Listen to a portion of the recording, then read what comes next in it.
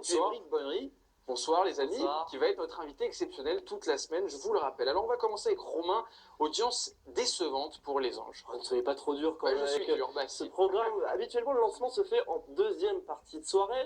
Pour titre d'exemple, l'an dernier, les 2 premiers épisodes avaient fait 583 000, puis 850 000, avec une bonne part de marché. Hier, 518 000 seulement, ce qui est pas mal pour cette case, parce qu'habituellement le dimanche ils font guère mieux.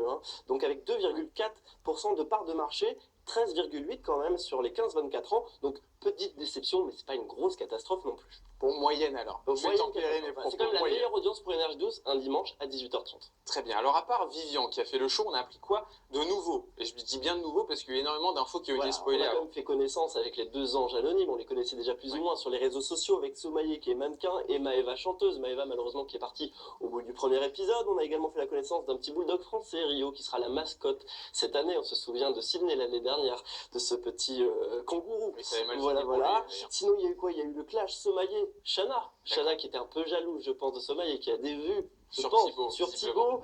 On a eu l'accrochage Vivian, Amélie, bien évidemment. Et on remarque quand même que par rapport aux saisons passées, c'est la même mécanique. Ils arrivent à la plage, premier clash. Donc voilà, c'est une recette qui réussit pas mal au programme. Sinon, on a assisté également au casting de danse d'Eddie et de Chana pour le Flash Mob. Ils se sont déchaînés. Donc voilà, déjà, on est rentré dans le vif du sujet. Et puis sinon, on a aussi découvert les 2 parrains. Les 2 parrains, Narcissa et Benjamin. Très bien. Narcissa qui s'occupera des relations, et puis des relations presse, des relations pour les soirées, puis Benjamin, ce sera plutôt pour le côté professionnel. Alors Émeric, je sais que vous avez regardé, on va en parler tout à l'heure dans votre chronique, je le rappelle, Inspecteur Rico, vous avez regardé les enchères. Qu'est-ce qui vous a le plus plu sur toutes ces nouveautés des enchères? Moi, ce qui m'a plu sur la nouveauté, c'est que par rapport au Prime de l'année dernière, je pense que le montage était plus intéressant et on est rentré tout de suite. Moi, j'ai aimé l'entame, voilà. Pour ne rien vous cacher, j'ai trouvé que c'était bien mis en place et j'ai pris plus de plaisir que l'année dernière à regarder ce Prime en tout cas. C'est vrai, du coup, il n'y avait pas de plateau, on n'avait pas des plateaux vraiment. Voilà, on avait un premier épisode, on rentrait directement dans les anges. Je me souviens l'année dernière, c'était sous forme de tribune, un peu tribune de foot finalement. Ça manquait un peu de dynamisme. Là, clairement, on rentre dans le vif du sujet des premiers épisodes. Et pour moi, c'est une des qualités du programme d'hier. Eh bien, parfait. Alors, dans quelques instants, on reparlera, je vous le rappelle, des anges avec la chronique d'Émeric. Ça s'appelle Inspecteur Rico. Il a tout vu. Ce week-end, j'ai dû même l'arrêter parce que si jamais vous voulez même regarder SOS, ma famille a besoin d'aide. C'est pour vous dire. En tout cas, on va maintenant parler des derniers battles de The Voice. Voici tout de suite les meilleures prestations.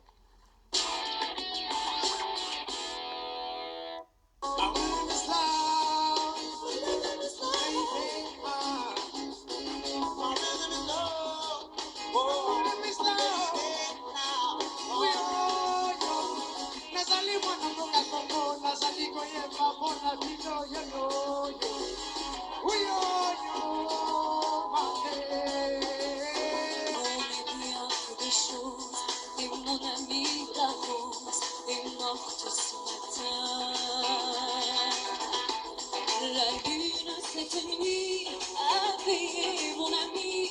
Moi en rêve j'ai vu éblouissant tes nues. Pas que tu l'as pour tes mains, alors que l'autre renonce. Je descends 2 enfers plus loin pour que le jour s'annonce. You must stay aside.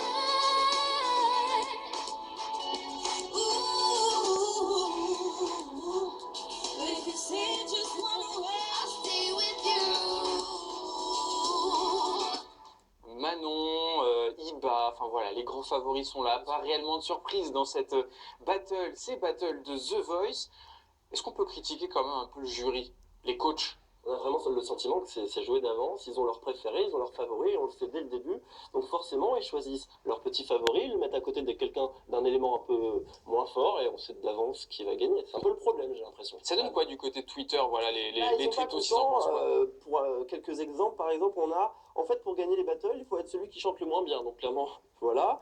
On a, bon, les chanteurs pros, vous êtes condamnés à être éliminés au battle. Apparemment, les coachs préfèrent les diamants bruts, semble-t-il. Donc voilà, ils pointent du doigt ce problème. Clairement, il y a des favoris qu'on découvre dans les blinds. Et sur les battles, ils continuent l'aventure sans grand sans grande surprise. Très bien. Vous êtes d'accord avec les tweetos, Emric, ou Mais pas? moi, je suis d'accord parce que j'ai l'impression déjà en amont de ces battles que les coachs qui ont des favoris privilégient des fois des candidats qui sont très moyens en se retournant eux seuls, justement parce qu'ils se disent tiens, ça me permettra justement de mettre en avant un candidat que je veux voir loin. Donc des fois, j'ai l'impression qu'ils prennent même des candidats qui ont un niveau assez faible, histoire de pouvoir écrémer et amener leur chouchou au plus loin assez facilement. On l'a vu avec Iba où l'instru a carrément été changé. Moi, c'est ce qui m'a le plus surpris. C'est la Voilà, mise en sur- avant, bien évidemment, c'était un peu oriental.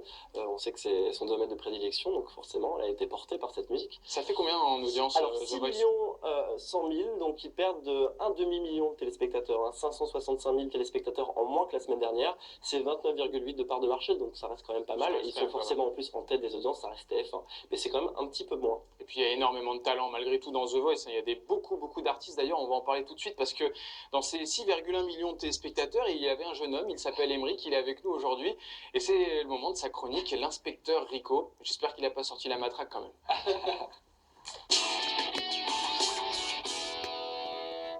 Allez, c'est parti pour l'inspecteur Rico. Et quand je dis il sort la matraque, on se comprend, Emric, hein, pas de mauvaise interprétation. On va commencer avec The Voice et deux talents que vous avez appréciés particulièrement. Oui, j'ai inspecté The Voice puisque c'est mon rôle, je suis l'inspecteur Et Rico. ça se met.